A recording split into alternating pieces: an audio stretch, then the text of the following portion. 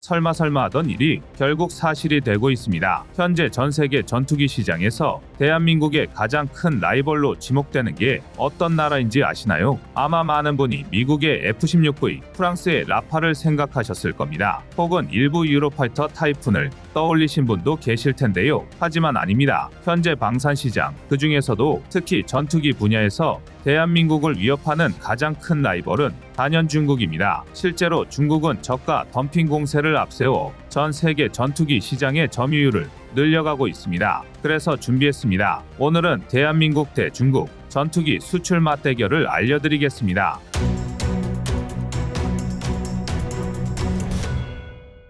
구독과 좋아요, 알림 설정 부탁드립니다. 최근 파키스탄이 중국 FC-31 도입을 결정했습니다. 지난 18일 글로벌 타임스 등 중국 대부분의 매체가 파키스탄 자히르 아메드 바베르 시드 공군 참모총장이 신규 장비 도입 관련 행사에서 FC-31을 도입할 것이라 밝혔다고 보도했습니다. 아직은 도입 물량 같은 구체적 정보가 공개되지는 않았지만 인도와 분쟁 중인 파키스탄의 상황을 고려했을 때 많은 전문가가 2020년대 이내에 최소 36대 이상의 FC-31을 도입할 것으로 분석하고 있습니다. 우선 FC-31이 정말 수출에 성공했다는 게 가장 놀라운데요. FC-31은 흔히 짝퉁 F-35 또는 F-35 열화 복제판 등으로 불립니다. FC-31은 우선 외관부터가 쌍발기임을 제외하면 F-35C를 빼다 박았는데요. 물론 기술적 수렴 진화라는 표현이 나올 만큼 초음속 전투기의 최종 형태가 유사해진 마당에 외관만 가지고 짝퉁 전투기라고 비난하는 건 아닙니다. FC-31이 주화에어쇼를 통해 처음 공개되기 딱 1년 전인 2013년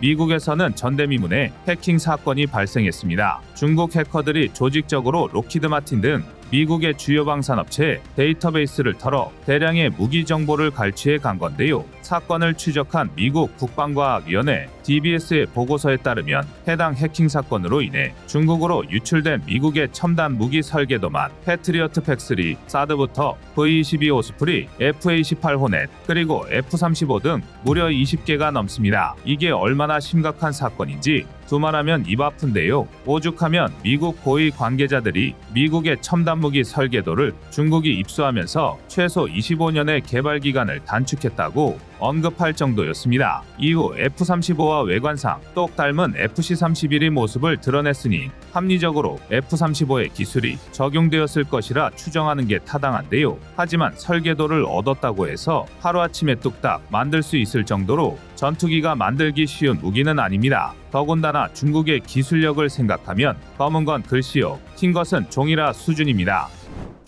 여러분의 구독과 좋아요가 꺼리튜브 운영에 많은 힘이 됩니다. 매년 인기 있는 건강기능식품으로 꼽히는 것이 홍삼 제품입니다. 이런 홍삼 제품은 3년 연속 1위를 차지할 정도로 전 국민들의 건강식품으로 자리 잡고 있습니다. 하지만 문제가 하나 있죠. 시중에 많고 많은 홍삼 제품 중에 믿고 구매할 수 있는 제품이 몇 개가 있는지, 또 진세노사이드의 함량은 정확하게 표기되었는지, 이런 이유가 우리 시청자님들의 구매 포인트일 텐데요. 그도 그럴 게 시중에는 우리가 모르는 홍삼 제품이 넘쳐나고 있기 때문입니다. 명절을 앞두고 한국 소비자원이 짜먹는 홍삼 제품의 유효기능성 성분을 분석했더니 가격과 함량이 반드시 비례하지는 않았다는 충격적인 보고가 있었습니다. 그래서 꺼리튜브가 시청자님들의 건강과 지갑을 지켜줄 특별한 홍삼 제품을 찾아왔습니다. 이 제품은 상하제약에서 만든 6년근 프리미엄 홍삼정 올데이 케어인데요. 많은 유튜브 채널에서 이름도 없는 제품을 홍보하기는 하지만 꺼리튜브에서는 믿을 수 있는 업체를 선정해 가장 좋은 가격으로 공동구매를 진행하여 시청자님들이 믿고 구매하실 수 있는 제품을 알려드리고 가격적인 혜택도 함께 드리려고 노력하고 있습니다. 상하제약의 홍삼정 올데이 케어는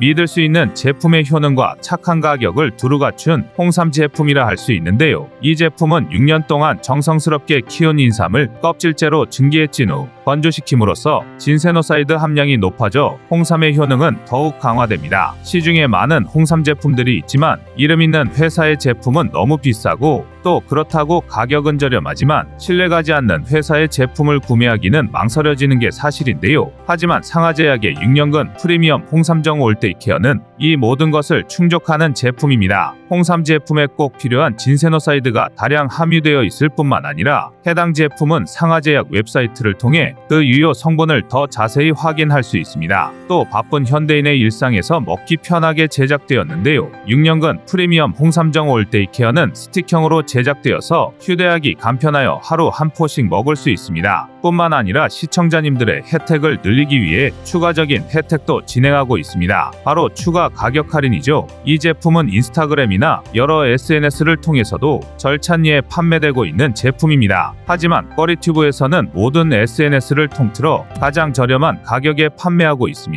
꺼리튜브 채널을 통해 공동구매로 진행하면 반값도 안 되는 가격으로 한 박스에 49,900원에 할인된 금액으로 구입하실 수 있습니다. 여기서 끝이 아닙니다. 꺼리튜브는 더 큰 혜택을 시청자들과 함께하기 위해 추가 할인도 진행하고 있는데요. 3박스 구매 시 135,000원이고 5박스 구매 시 무려 199,900원으로 저렴하게 구매하실 수 있도록 행사를 진행하고 있습니다. 이는 타 온라인 마켓이나 SNS를 포함해 가장 저렴하게 할인된 가격이며 유튜브 내에서도 가장 큰 할인폭으로 진행되는 제품입니다. 최저가 보상제 100% 무료 환불까지 가능하다고 하니 영상을 다 보신 후에 꼭 필요한 분들만 구매하셔서 내 가족들의 건강을 챙기시기 바랍니다. 끝까지 시청해 주셔서 감사드리겠습니다. 아래 댓글과 설명란에 포함된 링크로 들어가시면 해당 제품을 쉽게 구매하실 수 있습니다. 꺼리튜브를 사랑하고 시청해 주시는 모든 시청자님들께서 올 한 해에도 건강하셨으면 좋겠습니다. 새해 복 많이 받으십시오. 실제로 FC31은 2014년 주화이 에어쇼에서 정식 명칭을 공개했지만 11년이 지난 2024년 지금에 와서야 슬슬 수출 시장의 모습을 드러내고 있습니다. 당장 제식명조차 FC31과 젠35를 혼재해 사용하고 있는데요. KF21 보라매와 비교하면 문제점은 더욱 도드라집니다. 우선 가장 첫 번째 문제는 돌고 돌아 다시 형상입니다. FC31은 전장 17.3m, 전폭 11.5m, 전고 4.8m, 익면적 40제곱미터로 KF21과 크기가 거의 비슷한 중형 전투기입니다. 그런데 이 정도 크기의 동체로는 젠20의 EOTS-86을 탑재하기에 너무 작다는 게 문제입니다. EOTS는 공중에서 표적의 식별 및 추적을 담당하는데요. 고해상도의 적외선과 전자광학 센서를 결합하여 조종사에게 주야간 가리지 않고 명확한 이미지를 제공하는 핵심 장비입니다. 또한 레이저 거리 측정기, 레이저 표적 지정기, 정밀 유도 무기의 표적 지정을 위한 기능을 통합한 장비이기 때문에 사실상 스탠드오프 타격과 초정밀 공대지 타격 임무에서 가장 큰 역할을 수행하는 장비라고 할 수 있는데요. 중국은 FC31을 젠20과 같은 5세대 스텔스 전투기로 홍보하고 있지만 크기를 봤을 때 정작 탑재되는 EOTS는 4세대급인 젠10과 FC1의 수준에 불과할 것으로 추정됩니다. 또한 FC31은 A사 레이더 역시 같은 이유에서 KLJ-7A급이 탑재되었는데요. KLJ-7A 레이더는 탐지거리가 약 150km에 달하지만 이는 RCS 값이 5제곱미터 이상의 목표물을 기준으로 한 결과입니다. 즉 1제곱미터 이하의 RCS를 기록한 KF21을 대상으로 하면 절반인 70km 이상에서나 탐지할 수 있으면 다행인데요. FC31이 아예 비행 성능 자체가 의심스러운 쓰레기라고 할 수는 없지만 종합적인 성능을 봤을 때 5세대는커녕 4세대, 4.5세대 전투기에도 턱걸이하는 수준입니다. 문제는 여기서 끝이 아닙니다. FC31의 초기 설계는 러시아의 미그-29에 탑재되었던 RD-93 엔진을 탑재하려 했지만 이후 출력 강화를 이유로 자체 개발한 WS-19 엔진을 탑재했습니다. 이제와 새삼스럽게 중국 엔진의 신뢰도가 얼마나 엉망인지는 말할 필요도 없을 텐데요. 게다가 중국은 터보팬 엔진, 노하우가 부족한 탓에 WS 계열 엔진 공기흡입구와 노즐의 스텔스 구조를 의심받고 있습니다. 멀리 갈 것도 없이 같은 WS 계열 엔진을 탑재한 질적 주력기 젠22, 인도 공군의 레이더에 포착 추적당하는 등 허구한 날 스텔스 성능에 발목 잡히는 것만 봐도 FC31이 무늬만 스텔스기임을 쉽사리 짐작할 수 있습니다. 아닌 게 아니라 전문가들은 FC-31이 표면에 스텔스 도료만 칠해놓고 대충 형상만 F-35처럼 보이게 꾸민 전투기로 평가하고 있는데요. 오죽하면 원본인 F-35는 고사하고 1999년 도입을 시작한 FA-18F 슈퍼호넷보다 못한 성능일 것이라 분석하고 있습니다. 심지어 그마저도 마하 1.8의 준수한 비행 속도를 가졌지만 기본 전투 반경이 1250km, 외부 연료 탱크까지 장착해도 고작 2000km에 불과하다는 것도 큰 단점인데요.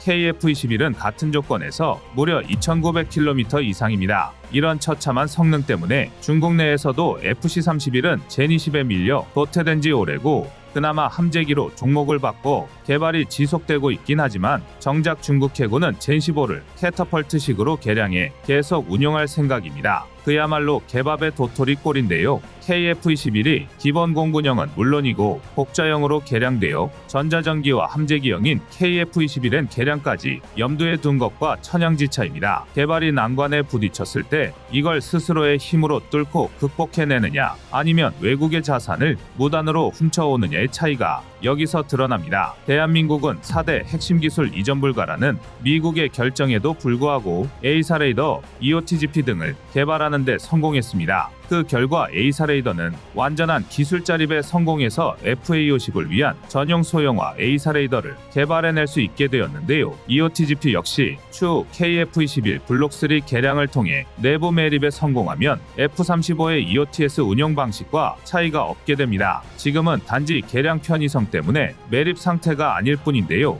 이러니 파키스탄이 FC-31을 도입한 게 놀랍다는 얘기가 나올 수밖에 없습니다. 그런데 사실 알고 보면 파키스탄이 도입한 중국 무기는 FC-31뿐만 아닙니다. 파키스탄은 이미 중국과 공동으로 4세대 전투기인 JF-17을 개발하는 한편 HQ-9B, HQ-16F 지대공 미사일, YLC-8E 레이더 등 중국산 무기를 대량으로 운용 중입니다. 심지어 파키스탄은 최종적으로 JF-17을 250여 대 도입해 수적 주력기로 삼을 계획인데요. 이를 감안하면 표면상으로는 FC-31을 하이급으로 도입한 셈입니다. 그러나 내부로 조금만 깊이 들어가 보면 파키스탄이 인도와의 국경 분쟁에 중국을 큰형님으로 끌어들이기 위해 FC-31을 도입한 것을 알 수 있습니다. 지난 영상에서 설명해 드린 것처럼 무기 체계가 군사적 동맹을 맺기 위한 도구가 된 건데요. 비단 파키스탄뿐만 아니라 중국은 자신들의 영향력 아래 있는 나라들의 대량의 무기를 뿌리면서 국제적인 입지를 다지고 있습니다. 그리고 이게 가능했던 건 중국의 압도적인 생산 능력 덕분인데요.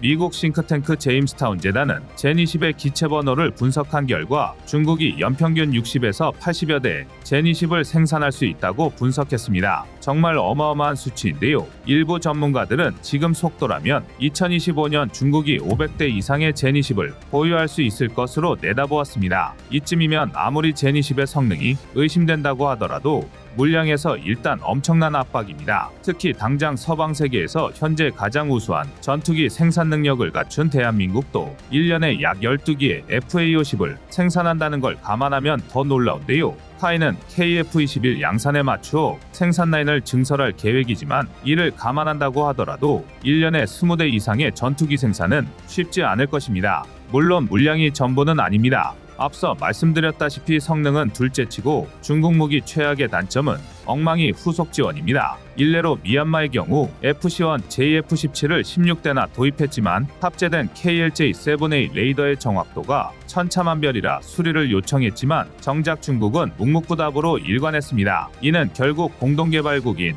파키스탄이 나서야 수리를 시작할 수 있었는데요. 심지어 일부 수량에는 아예 공대공 레이더조차 탑재되지 않았다는 게 밝혀졌습니다. 정말 어처구니가 없는데요. 이외에도 나이지리아는 도입한 F-7 9대 중 7대가 말썽을 일으켜 수리하는 중이고 방글라데시는 KAW의 탄약이 발사되지 않는 황당한 문제가 벌어졌습니다. 이로 인해 K8을 80대나 도입한 이집트가 곤란하게 되었는데요. 또 파키스탄은 중국산 F-22 호위함을 도입했지만 엔진, 미사일 시스템, 레이더, 적외선 센서 모두에서 심각한 결함이 발견되었습니다. 그럼에도 소위 말하는 친중 국가들이 중국의 무기를 계속 사들이는 건 중국 무기가 일종의 외교적 트로피이기 때문입니다. 무기 체계 자체의 가치보다 앞서 잠깐 언급했었던 중국과의 관계를 더 중요시 여긴 겁니다. 그리고 이들 국가의 목표는 기존의 국제 질서를 깨뜨리고 중국을 중심으로 한 천하주의적 질서를 내세우는 데 있습니다. 실제로 중국은 최근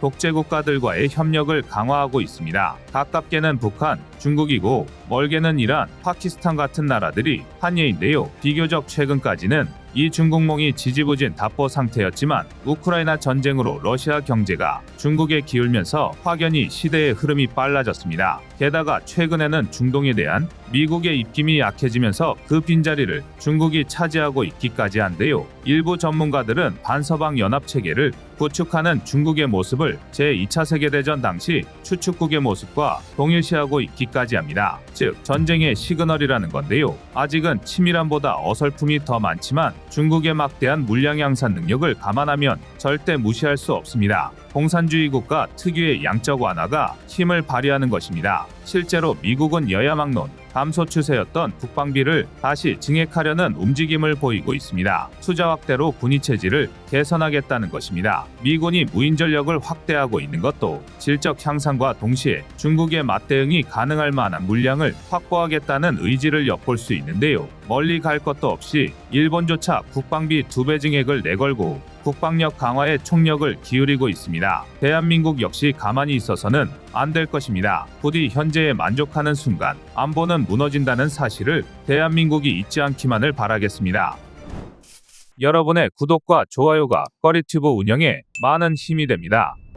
우선 M2 브래들리가 어떻게 BMP를 이길 수 있었는지 알아볼 필요가 있습니다. 우크라이나군이 미국에게 지원받은 M2 브래들리는 1981년부터 운용되어 온 매우 구식의 IFV인데요. 하지만 미국 무기체계답게 초기 양산형부터 개량을 염두에 둔 설계가 적용되었고 현대화 개량을 통해 지금도 주력 장갑차의 한 종류로 전선에서 활약하고 있습니다. 실제로 간단하게 무장만 살펴봐도 현대 장갑차 기준으로는 약간 화력이 부족한 편이긴 하지만 M242 부시마스터 25mm 기관포와 포12 대전차 미사일을 탑재하고 있는데요. 그런데 한 가지 재밌는 점은 이런 전반적으로 준수한 성능은 러시아군의 BMP 역시 마찬가지라는 점입니다. 다만 화질 탓에 영상 속에 등장하는 BMP가 BMP2인지 BMP3인지는 확인되지 않는데요. 하지만 아우디 유카가 상당한 격전지인 만큼 BMP3로 가정하면 M2 브래들리와 비슷한 시대인 1987년 처음 전력화를 시작해서 현재까지도 수출이 이루어질 정도로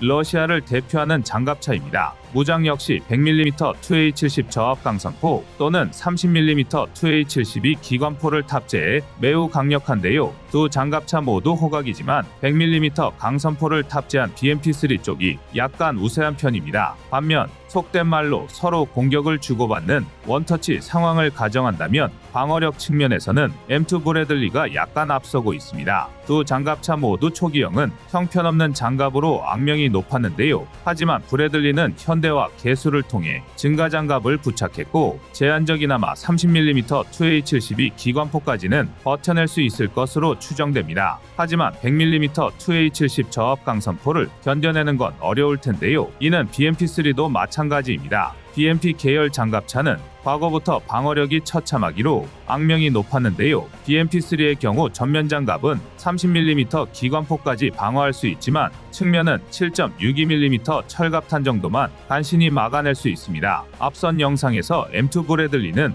M792 고폭소위탄을 발사한 것으로 보이는데요. 이쯤이면 BMP3의 전면 장갑을 완전히 관통하기는 힘들 테지만 측면, 후면은 과장 조금 보태서 아예 차체 자체를 관통하고도 남을 수준입니다. 화력과 방어력이 모두 엇비슷하다면 우크라이나군의 M2 브래들리는 어떻게 러시아군의 BMP를 상대로 우위를 점할 수 있었을까요? 영상을 분석한 전문가들은 사격 통제 장치가 결정적인 역할을 했다고 추정하고 있습니다. 예를 들어 브래들리의 경우 꾸준한 개량을 통해 사격 통제 장치를 현대화했고 GPS 기반 차장용 전용 조준경과 조종수 시야 장치 개선, C4I 네트워크 장비 개량 등이 더해졌는데요. 특히 브래들리의 12배율 열상 장비는 야간에도 무리 없는 교전이 가능할 만큼 성능이 훌륭합니다. 물론 BMP-3 역시 2005년부터 개량을 통해 레이저 거리 측정기, 열화상 카메라, 호수 조준 등이 부착되긴 했지만 그 수준에 대해서는 의구심이 많습니다. 그리고 아니나 다를까 우크라이나 전장에서 펼쳐진 다수의 장갑차 교전을 통해 그 실체가 까발려지고 있는데요. 이처럼 현대 장갑차 교전은 먼저 보고 먼저 쏜 놈이 이긴다는 아주 간단한 논리가 날이 갈수록 더 중요해지고 있습니다. 장갑차라는 체급으로 낼 수 있는 화력이 사실상 한계치에 도달한 탓입니다. 이는 대한민국과 중국을 대표하는 주력 장갑차 역시 마찬가지인데요. 일례로 대한민국은 국내 안보 환경에 최적화된 K-21을 주력 장갑차로 운용하고 있습니다. K-21은 전장 6.9m, 전폭 3.4m, 전폭 2.6m에 중량은 25톤 내외인데요. 세계적인 IFV 흐름이 동급 체계의 화력 증강에 맞춰 중장갑을 두르고 있는 것에 비하면 상당히 가벼운 편입니다. 실제로 K-21의 부족한 방어력은 전력화 초기부터 지금까지 꾸준히 문제점으로 지목받고 있는데요. 물론 정면에서는 BMP-3의 2A-72 30mm 기관 포탄까지 피해 없이 막아내고 측면에서도 14.5x 114mm 중기관 총탄 3대를 맞아도 멀쩡한 수준이긴 합니다. 그러나 앞서 잠깐 언급한 것처럼 현대 장갑차들이 너도 나도 화력을 키우고 있는 상황에서 부족하다는 느낌을 지울 수 없는데요. 반면 화력은 K-40-70 구경장 40mm 기관포를 탑재함으로써 대한민국 무기체계답게 최강급이라고 자부할 수 있습니다. 특히 주탄약인 K-237 날개 안정분리 철갑탄을 사용할 경우 평균 220mm 이상의 장갑을 관통할 수 있는데요. 이쯤이면 전차를 제외하고는 K-21의 포격 앞에서 버텨낼 수 있는 체계는 전무하다고 봐야 합니다. 그렇다면 중국은 어떨까요? 당초 중국 장갑차는 러시아의 BMP 계열을 그대로 카피해서 만든 게 대부분이었습니다. 당연히 단점도 그대로 계승해서 취약한 방어력이 약점이었는데요. 이 흔적은 중국이 독자 노선을 걷기 시작한 뒤 개발한 GBD-04A식 장갑차에서도 찾아볼 수 있습니다. GBD-04A는 전장 7.2m, 전폭 3.2m, 전고 2.5m의 우락부락한 차체에 어울리지 않게 전투 중량은 24톤 남짓으로 오히려 K-21보다 낮은 수준입니다. 자국 최신의 장갑차답게 중국이 자세한 정보를 공개하지 않았지만 전면 20에서 30mm 방어와 측후면 14.5mm로 추정되는데요. K-21과 크게 다르지 않은 수준입니다. 한편 무장에서는 매우 큰 차이가 보이는데요. GBD-04A에서는 BMP-3와 동일한 100mm 2A-70 저압강선포를 확인할 수 있습니다. 얼핏 2A-70 저압강선포는 100mm라는 구경과 어마어마한 포신 때문에 상당히 강력해 보이는 주포인데요. 하지만 저압강선포는 전차의 주포를 떠올리게 하는 외경과 다르게 경량화된 차체에서 사용할 수 있도록 발사체의 속도를 낮추고 화력을 줄여 반동을 억제한 포입니다. 당연히 최대 사거리와 관통력 역시 전차의 그것과 비교할 바가 아닙니다. 심지어 포신 압력이 낮아 관통력을 극한으로 끌어올린 날개 안정분리 철갑탄조차 운용할 수 없는데요. 다만 운동에너지 탄종을 제외하곤 호환성이 좋아서 기존 고폭탄이나 대전차 고폭탄, 호발사 대전차 미사일을 별도의 장치 없이 운용할 수 있다는 게 꼽을 수 있는 유일한 장점입니다. 그러나 아무리 이를 감안한다고 하더라도 화력은 약하면서도 구경답게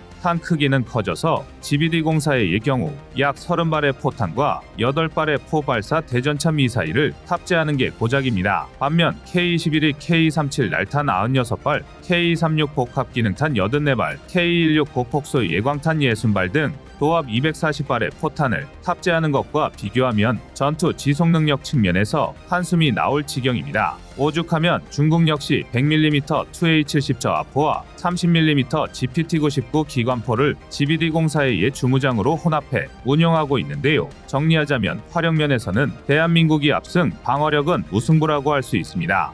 당연히 이걸로는 만족할 수 없는데요. 중국의 물량발을 생각하면 더욱 확실한 우위를 점해야 합니다. 더군다나 앞서 말씀드렸다시피 현대 장갑차의 1대1 교전은 누가 먼저 보고 먼저 쏘느냐가 핵심인데요. 해당 측면에서 동급 체계 중 K-21을 뛰어넘는 장갑차는 손에 꼽을 정도입니다. 일례로 K-21의 사격 통제 시스템은 최소 6km 이상의 탐지거리와 3km의 식별거리를 갖추고 있는데요. 쉽게 말하면 6km 밖에서 목표물을 포착하고 3km 이내에서 피하, 차종 구분이 가능하다는 뜻입니다. 여기에 레이저, 거리 측정기와 IFF 3세대 연령상 기반 차장 조준경, 호수 조준경 기반으로 헌터킬러 기능까지 갖추고 있습니다. 이쯤이면 장갑차가 아니라 3세대 이상급 주력전차와 비교해야 하는데요. 실제로 K21에는 K2 호큐에도 탑재되는 목표물 자동 추적 시스템이 탑재되어 있어 사격 명중률이 굉장히 높습니다. 가히 동급 최강을 자부할 만한데요. 그러나 문제는 일단 스펙상 GBD04A 역시 사통장치가 만만치 않다는 점입니다. GBD04A 전신인 GBD04식 장갑차는 매우 기본적인 사격 통제 시스템과 레이저 거리 측정기, 열상 조준경만 탑재되어 확실히 K21에 미치었는데요. 그러나 GBD04A식 개량이 진행되면서 K21과 마찬가지로 헌터 킬러 기능을 탑재했고 자동 표적 추적과 전투 관리 시스템이 추가되었습니다. 그야말로 백중지세 대한민국 K21과 중국의 GBD04A는 유감스럽지만 누가 확실한 우위를 선점할 수 있다고 장담하기 어렵습니다. 괜히 국내 군사 전문가들이 매우 강력하게 K21의 개량이 필요하다고 경고하는 게 아닌데요. 하지만 그전까진 K21을 지원할 화력 지원 차량이 필요합니다. 바로 청검을 지대지로 활용한 비가시선 원거리 정밀 타격 체계입니다. 현재 한창 연구가 진행 중인 청검 비가시선 원거리 정밀 타격 체계는 K21 차체를 플랫폼으로 12발의 청검을 탑재한 화력 지원 장갑차입니다. 지상 체계인데다 장갑차를 플랫폼으로 사용한 만큼 반동에 대한 내구력도 좋아져서 기존 8km 내외였던 사거리를 최대 25km까지 확대하는 방향을 연구 중인데요. 청검의 월등한 유도 능력을 더하면 먼저 보고 먼저 쏜다의 개념을 먼저 보고 보이지 않는 곳에서 쏜다는 개념으로 확장할 수 있습니다. 대한민국이 그토록 꿈꾸던 압도적인 전력 우위를 확보하는 것입니다. 이상 꺼리튜브였습니다.